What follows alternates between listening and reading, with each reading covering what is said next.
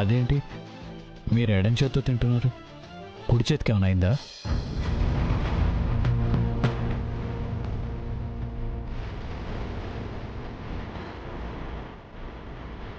శ్రీనివాస,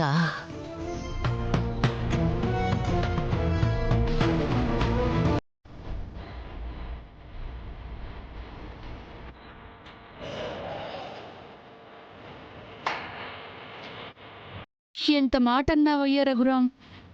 ఇలా ఎడంచేత్తో తినేవాళ్ళని ఎందుకు తింటున్నావని అడగకూడదయ్యా. అలా అడిగితే ఆ పూటకి వాళ్ళు చేతులు కడుక్కోవాల్సిందే. ఇక ఈ పూటంతా వాళ్ళకి అన్నం లేనట్లే. అయ్యో నిజమా? నాకు తెలియక అడిగాను నానమ్మా. పర్లేదులే నాన్న. తినే ప్రతి మెతుకు మీద మన పేరు రాసి ఉంటుంది అంటారు. బహుశా ఈ అన్నం మీద నా పేరు రాసిలేదేమో. అందుకే ఆ భగవంతుడు నీ ద్వారా తినకుండా ఆపించాడు. ఈ ఒక్కరోజు తినకపోతే ఏం కాదులే.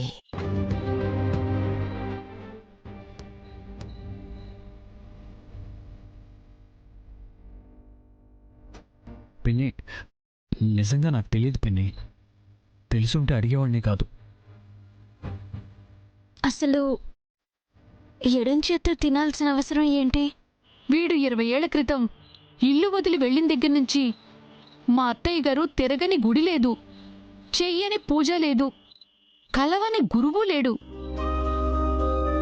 ఎప్పటికైనా వీడు తిరిగి రావాలని, వీణ్ణి మళ్లీ చూడాలని, వీడు కంటికి కనపడేంత వరకు ఎడంచేత్తోనే భోజనం చేస్తానని ఆ శ్రీనివాసుడికి మొక్కుకుంది. అప్పట్నుంచి ఇప్పటి వరకు ఎడంచేత్తో తింటూ మొక్కు చెల్లిస్తూనే ఉంది. ఇప్పుడు నేను వచ్చేసాగా పిన్ని, ఆపేయొచ్చుగా. అలా కుదరదు నాన్న. మీ నానమ్మ మొక్కుకుంది నువ్వు దొరికేంత వరకు తింటాను అని కాదు, నువ్వు దొరికిన తర్వాత కూడా తింటాను అని. అందుకే ఇప్పటికీ ఎడంచేత్తోనే భోంచేస్తూ ఉంటుంది. అంతేకాదు, నువ్వు ఇల్లు విడిచిపెట్టి వెళ్ళిన దగ్గర నుంచి కటిక నేల మీద పడుకుంటోంది, ఒంటిపూట తింటుంది, నిప్పుల్లో నడిచింది, రథాలు లాగింది, ఎవరేం చెప్తే అది చేసింది. ఆఖరికి 250 గుడిమెట్లని కూడా మోకాళ్లతో ఎక్కింది. అప్పట్నుంచి మోకాళ్ల నొప్పులతో బాధపడుతూనే ఉంది. కింద పడుకుంటే నడుం నొప్పొస్తుందని డాక్టర్ గారు చెప్పినా సరే కిందే పడుకుంటుంది. ఏం చేస్తాం? ఆవిడికి నువ్వంటే అంత పిచ్చి ప్రేమ.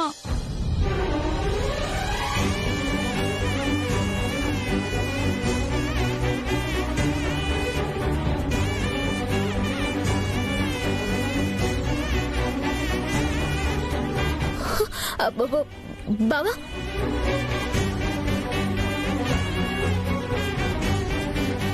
రే, నువ్వు చేయగలిగావేంట్రా? ఆకలి లేదు బాబాయ్.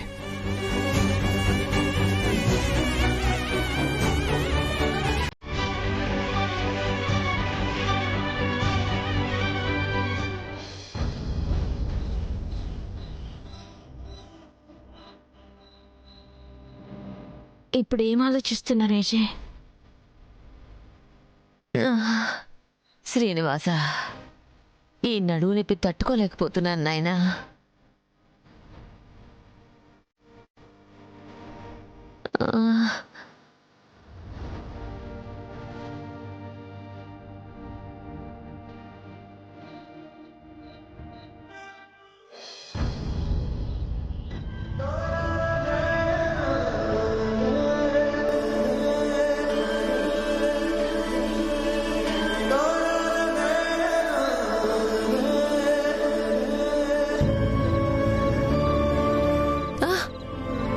నాన్నా, ఏం చేస్తున్నావు నాన్నా?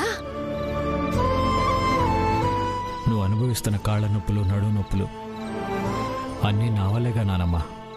అందుకే చేసిన పాపానికి ప్రాయశ్చిత్తం చేసుకుంటున్నాను. నువ్వు పాపం చేయడం ఏంటి నాన్నా? ముందు పైకిలే. చిన్నప్పుడే అమ్మా నాన్నని పోగొట్టుకున్నాను. అప్పటి నుంచి అమ్మ ఎలా ఉంటుందో నాన్న ఎలా ఉంటాడో కూడా తెలియదు. ఇవన్నీ చూశాక నాకు ఈ ఇల్లు వదిలిపెట్టి వెళ్ళాలనిపించట్లేదు. మంచి నిర్ణయం తీసుకున్నారండి. ఈ అవకాశాన్ని దూరం చేసుకుని నానమ్మ నా మీద పెంచుకున్న ప్రేమని తుంచేయలేను బాను.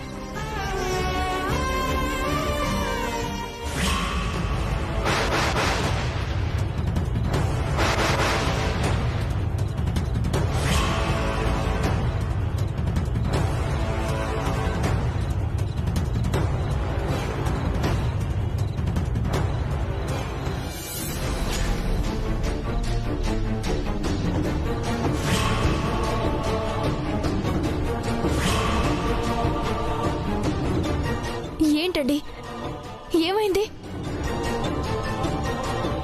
ఇక్కడ ఎవరు వెళ్ళారు బాను? ఇక్కడ చీకట్లో ఎవరుంటారండి? లేదు, నాకెవరిదో నీడ కనిపించింది. ఎవరు లేరండి. మీరు ఏం చూసారో ఏంటో.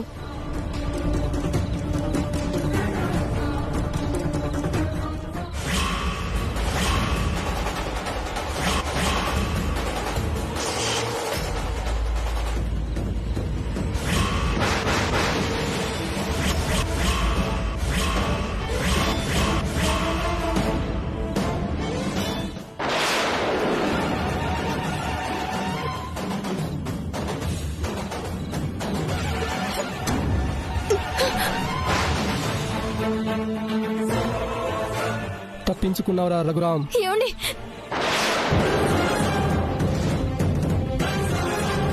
రాయ్,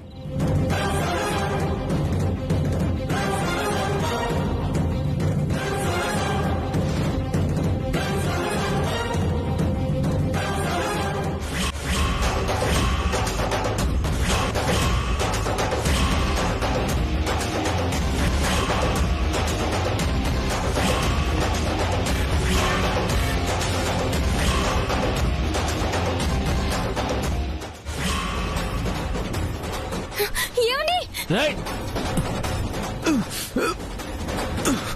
కాపాడండి. ఎవరైనా ఉన్నారా? హెల్ప్, రండి. ఎవడా నువ్వు? రే, వదలరా. ఎవర్రా నువ్వు? రఘు, రఘు, రేయ్, రఘు, రఘు. బాబా, ఏమైందిరా? అయ్యో, అయ్యో, ఏంటిది? రఘు, అయ్యో, అయ్యో, బాబా.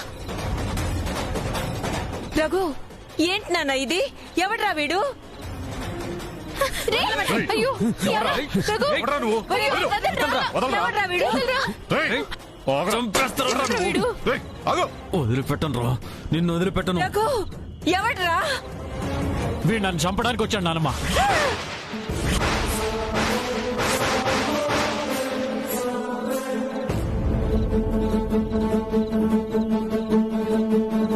ఉదయం నేను స్నానం చేస్తుంటే కూడా నా మీద అటాక్ చేసి పారిపోయాడు. మళ్ళీ ఇప్పుడు వచ్చాడు. అసలు ఎవడు వీడు? నన్ను ఎందుకు చంపాలనుకుంటున్నాడు? రేయ్, ఎవడ్రా నువ్వు? నా మనవణ్ణి ఎందుకు చంపాలనుకుంటున్నావురా? ఒరే వెంకటరత్నం, పెద్దమ్మా, ఇంకా నిలబడి చూస్తారేంట్రా? ఆ ముసుగు తీయండి. ముసుగు తీరా.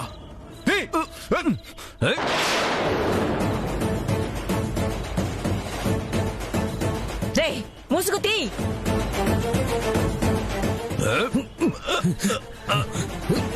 రే బుల్లెపాయ్, ఇడిలా మాట్లాడండి కానీ కట్టిపట్టరారా.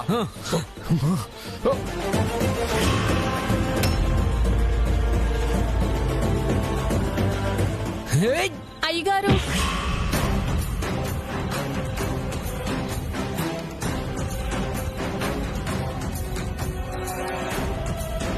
లక్ష్మి, నువ్వేంటి?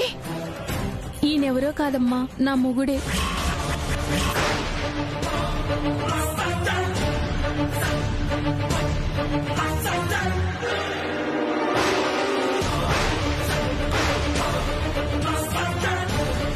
సూర్యనారాయణ, నువ్వా? ఇదిగో వీడే నా కొడుకుని పొట్టను పెట్టుకున్నాడు. ఎన్నాళ్ళకైనా ఈడు తిరిగి రాకపోతాడా అని నా పగని పెంచుకుంటూ ఈడి రాక కోసం చూస్తూ జీవోత్సవంలా బతుకుతున్నా. ఎన్నాళ్ళకి ఈడికి మూడింది, అందుకే తిరిగొచ్చాడు. రేయ్, ఏం మాట్లాడుతున్నావురా? అభం శుభం తెలియని వయసులో ఆటలో ఏదో పొరపాటు జరగడం వల్ల నీ కొడుకు చనిపోతే ఇన్నాళ్ల తర్వాత తిరిగి వచ్చిన నా మనవణ్ణి చంపడానికి వస్తావా? సంపక ఏం చేయమంటారమ్మా? ఈ ముక్కలు ముక్కలుగా నరికితే గాని నా భాగ్యం బాగుండాలని కుంకుళ్ళమ్మ తల్లి గుడికెళ్ళి వస్తున్నానమ్మా. ఆహా, కుంకుమిచ్చేద్దామని వచ్చాను. అవునా? పద్మావతి, పద్మావతి. బావున్నావో భాగ్యం? బాగున్నానమ్మా. ఈ కుంకుమ కుంకుళ్ళమ్మ తల్లి గుడి నుంచి తీసుకొచ్చాను. ఇది పెళ్ళైన ఆడవాళ్లు తన భర్త చేత నుదుటిని పెట్టించుకుంటే దీర్ఘ సుమంగళిగా ఉంటారంట.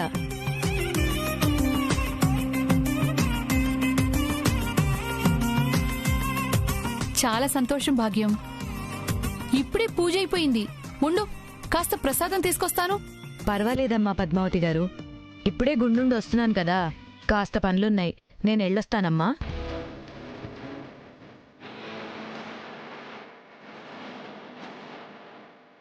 ఏమండి, నాకు కూడా కొంచెం కుంకుమ ఇస్తారా? అయ్యో, దాంట్లో ఏముందమ్మా?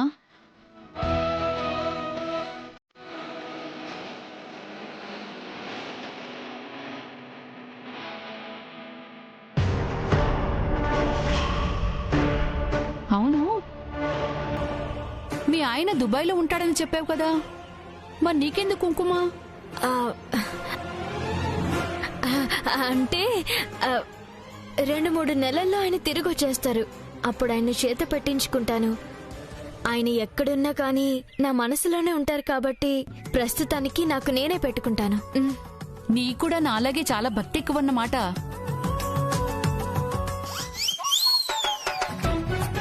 ఒరే అన్నయ్య, మనల్ని ఏడిపించిన టీచర్ సంతోషంగా ఉండడానికి వీల్లేదు. ఎందుకు ఈ లక్కీతో పెట్టుకున్నానా అని ఎక్కి ఎక్కి ఏడ్చేలా చేస్తాను. ఎలా? చెప్పను, చూడు. అత్తయ్య, ఈ నీరి బయట ఉన్నట్టున్నాడే.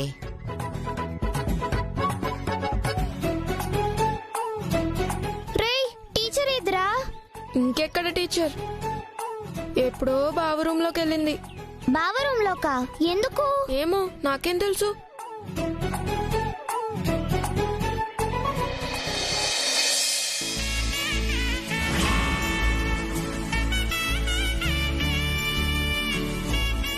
ఏమండి?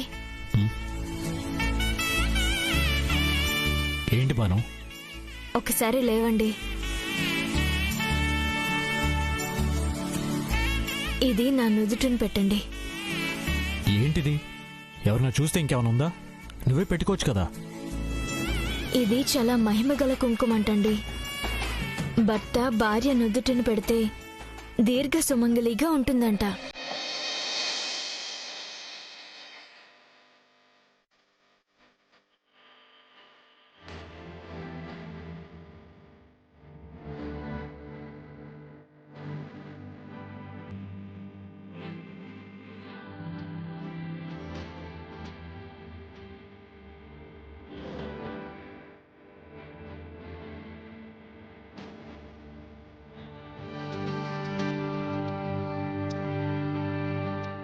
బావా,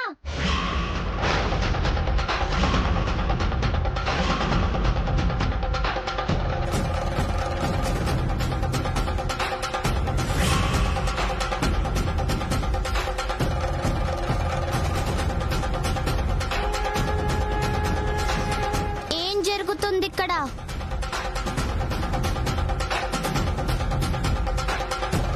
ఈ పిల్ల రాక్షసి మొత్తం చూసేసిందే ఏంటి? ఇది ఖచ్చితంగా ఇప్పుడు ఇల్లంతా టామ్ చేస్తుంది. ఏం జరుగుతుంది ఇక్కడ అంటే మాట్లాడరే? ఏముంది? ఏం లేదు. నేనంతా చూశాను.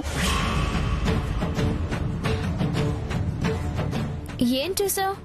మా బావ నీకు బొట్టు పెట్టడం.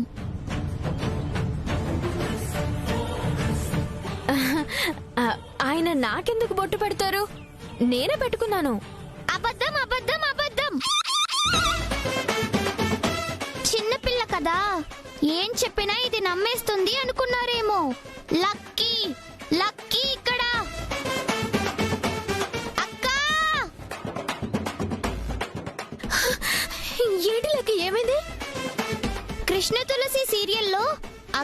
బాబుని వల్లో వేసుకోవడానికి ఆ రజనీ టీచర్ ప్రయత్నించినట్టు మన బావని వల్లో వేసుకోవడానికి ఈ టీచర్ ప్రయత్నిస్తుంది. అవునా? అవునా అంటూ అలా నోరు తెరుస్తావేంటి మొద్దు? బావ చేత బొట్టెందుకు పెట్టించుకుందో అడుగు. బొట్టు కూడా పెట్టి ఇంకా రాడేంటి? కబురు పెట్టి చాలాసేపు అయింది.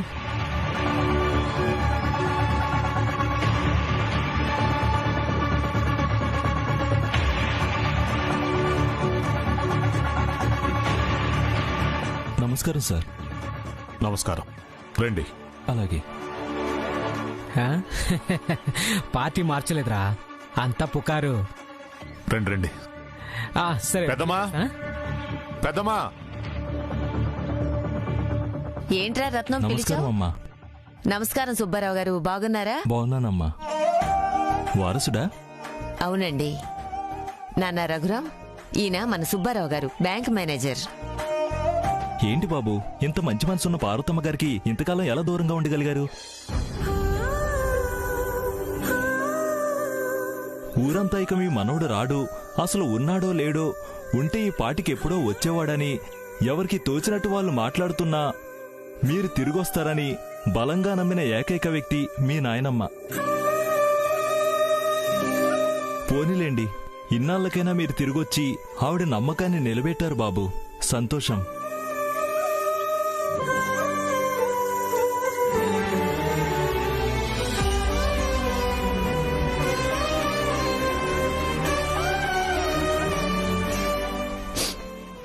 కూర్చుని సుబ్బారావు గారు. మంగా, కాఫీ తీసుకురా.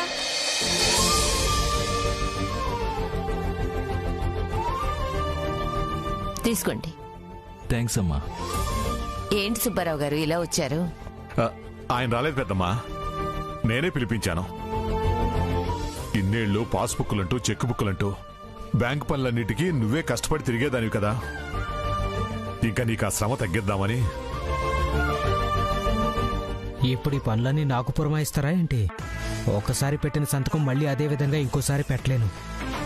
నేను తప్పించుకోవాలి.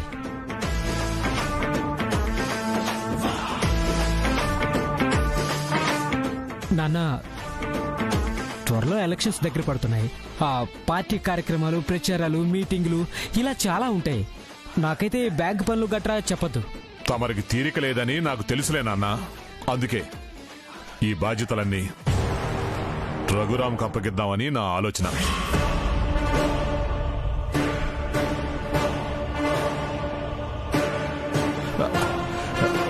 ఏమంటావు పెద్దమ్మా?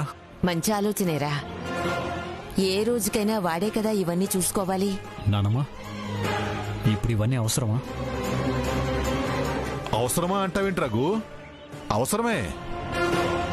పాపం పెద్దమ్మ మాత్రం అటని ఇటని ఆ మోకాళ్ల నొప్పులతో ఎన్నాళ్ళని తిరుగుతుంది. వెళ్ళు, వెళ్ళి నీ ఆధార్ కార్డు, పాన్ కార్డు పట్రా.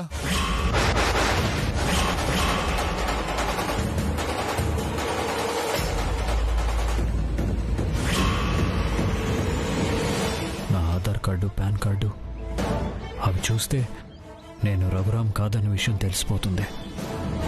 ఈ రోజు నువ్వు మా రఘురాం అవునో కాదో తేలిపోతుంది.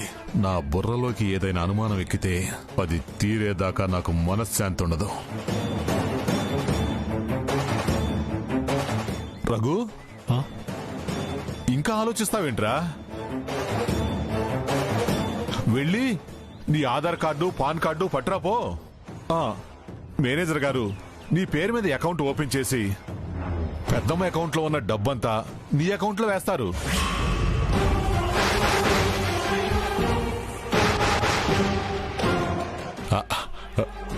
ఇక నుంచి ఎవరికేమైనా ఇవ్వాలన్నా తీసుకోవాలన్నా ఆ లావాదేవీల సంగతి నువ్వే చూసుకుందువు గాని. వెళ్ళు నాన్నా, ఎప్పటికైనా నువ్వు తీసుకోవలసిన బాధ్యతే కదా.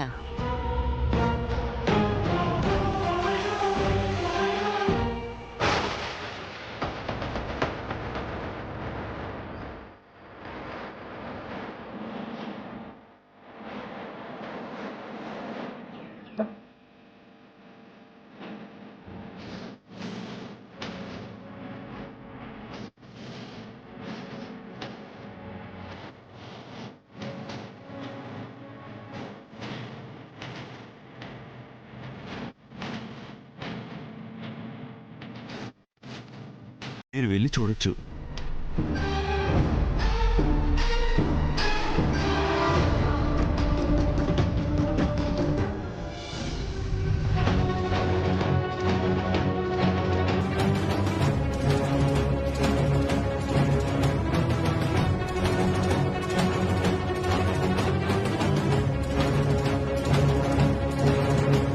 ఏమండి ఆ?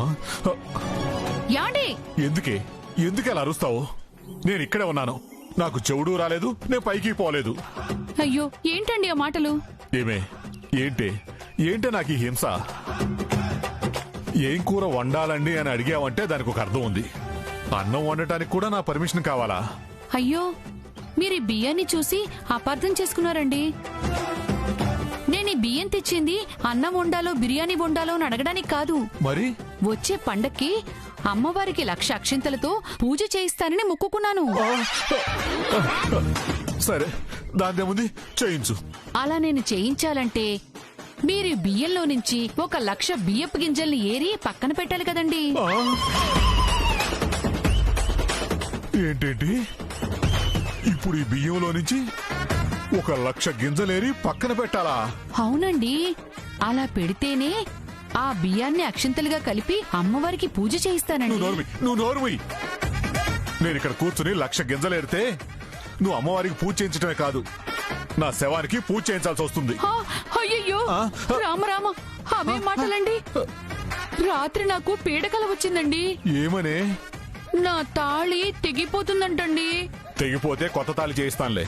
అయ్యో రామా, తాళి తెగడం అంటే మీరు పోవడమే కదండి. అవును కదూ? అవునన్నా, అప్పుడప్పుడు అమ్మకొచ్చే కళలో కొన్ని నిజమవుతాయి. అలా ఈ కళ నిజమైందనుకో, నేను తండ్రి లేని వాడిని అయిపోతాను నాన్న, తండ్రి లేని వాడిని అయిపోతాను. రేయ్, నువ్వు మరీ ఎక్కువ బాధపడకరా.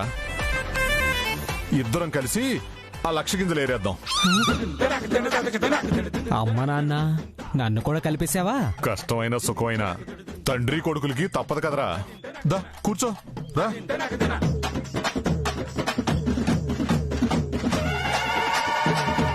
ఒకటి 2 కింద పెట్టొచ్చా? పెట్టుకోండి. 3 4 5 6. నానా, నాకు చిన్న డౌట్. ఏంట్రా అది? రఘురామ్లా మన ఇంటికి వచ్చినోడు నిజంగానే రఘురామే అంటావా? నాకు అదే డౌట్ రా. ఎందుకంటే వాడిని ఆధార్ కార్డు చూపించడానికి అడగగానే ఆస్తులు మొత్తం అడిగినట్టు షాక్ అయిపోయాడు. పాన్ కార్డు చూపించమంటే వాడు డబ్బంతా లాక్కుంటున్నట్టు కంగారు పడిపోయాడు. వాడు నిజంగా మన రఘురామే అయ్యుంటే ధైర్యంగా పాన్ కార్డు ఆధార్ కార్డు తీసి చూపించేవాడు కదరా.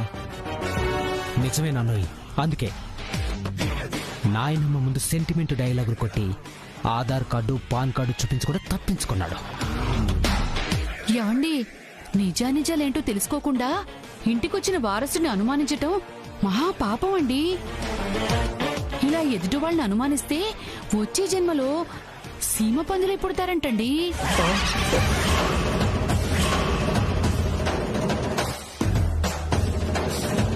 చిచ్చి, మేము పుడతామో లేదో తెలియదు కానీ నువ్వు చెప్పే మాటలు వింటుంటే ఈ జన్మలోనే పందుల్లా మారిపోయేలా ఉన్నామే. చిచి. అమ్మా, నువ్వు అవతలకు వెళ్ళి నీ పూజలు అవి చేసుకోవే, లేదంటే బియ్యం ఏరటం ఆపేస్తాం. సర్లేరా, త్వరగా బియ్యం ఏదో ఎరేస్తే తర్వాత 1,00,000 ఉత్తులు చేయాలి. నేను వెళ్ళి తూ తీసుకొస్తాను. నాన్నా, నాన్నోయ్ విన్నావా? 1,00,000 బియ్యం గింజలు ఎరగాని 1,00,000 ఒత్తులు చేయాలంట. ఏం చేస్తావురా? కట్టుకున్నందుకు నేను, కడుపును పుట్టినందుకు నువ్వు చేసి చావాల్సిందే. అమ్మ నాన్న, ఇందులో కూడా నన్ను ఇరికించావా?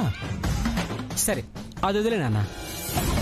ఏదో ఒకటి చేసి ఆ వచ్చిన వాడు ఒరిజినల్ రఘురామ్ కాదు అని తేల్చలేమా?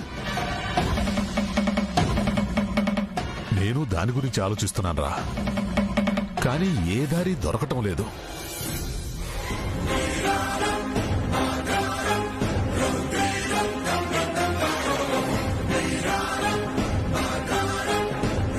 నాన్న ఐడియా. ఏంట్రది?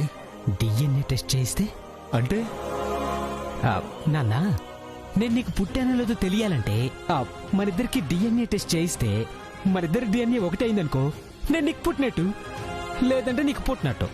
రే, నువ్వు నాకే పుట్టావురా, మన ఇద్దరికి డిఎన్ఏ టెస్ట్లు ఎందుకు?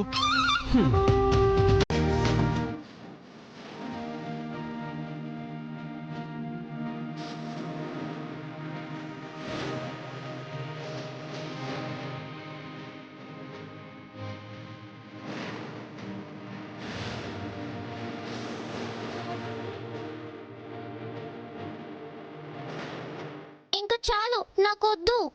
ఇది మొత్తం ఫినిష్ చేయాలి, లేకపోతే తెలుసుగా 10 రోజుల హోంవర్క్. వద్దు వద్దు, పెట్టండి.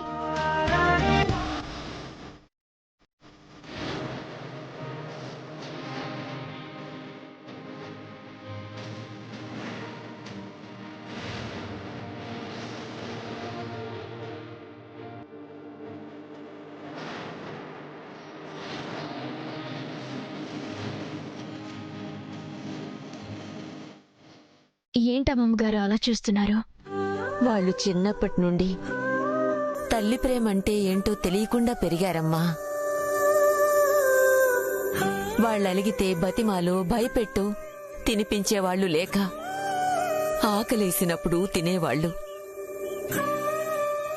నువ్విప్పుడు వాళ్ళ ఆలనా పాలనా చూస్తుంటే నాకు వాళ్ళమ్మ గుర్తొచ్చిందమ్మా. ఓ టీచర్గా నువ్వు వాళ్ళకి చదువు చెప్పడానికి వచ్చి తల్లిలా వాళ్ళకి ప్రేమనందిస్తూ ఉంటే నాకు చాలా ఆనందంగా ఉందమ్మా. అమ్మమ్మ, నాకు జీడిపప్పు ఉప్మా చేసి పెట్టమంటే అక్క కుదరదంటుంది. నాకు జీడిపప్పు ఉప్మా కావాలి. నేను చేసి పెడతానులే బాబీ. నిజంగానే టీచర్? రా, పెడతాను.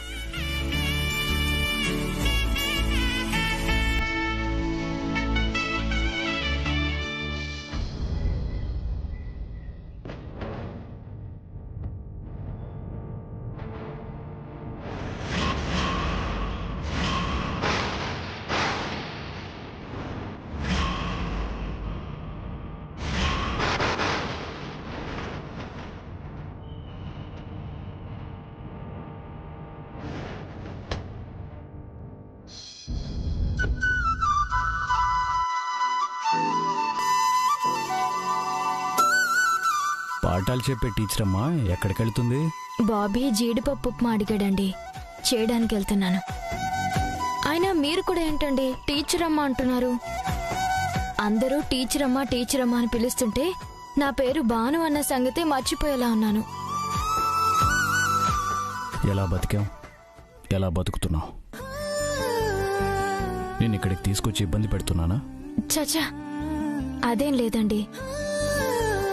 స్నేహితుడికిచ్చిన మాట కోసం అద్దాల మేడలో బ్రతకాల్సిన మీరే ఇక్కడ అడ్జస్ట్ అవుతున్నారు. నా సర్వస్వమే మీరు. మీకోసం నేను అడ్జస్ట్ అవ్వలేనా? నా కళ్ళ ముందు మీరుంటే నేను అడవిలో ఉన్నా ఆనందంగానే ఉంటానండి. కాఫీ ఏమైనా తీసుకురమ్మంటారా? అవసరం లేదు, ముందెళ్ళి ఆ జీడిపప్పు ఉప్మా సంగతి చూడు. అలాగే.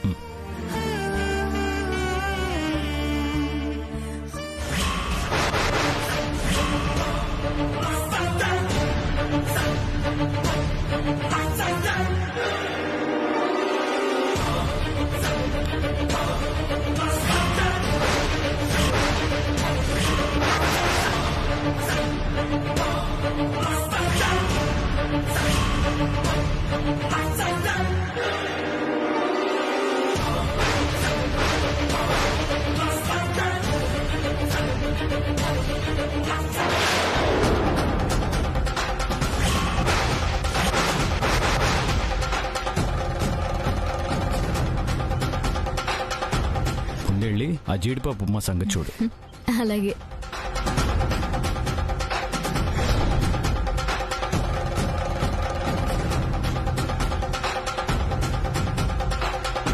భాను, ఆగు.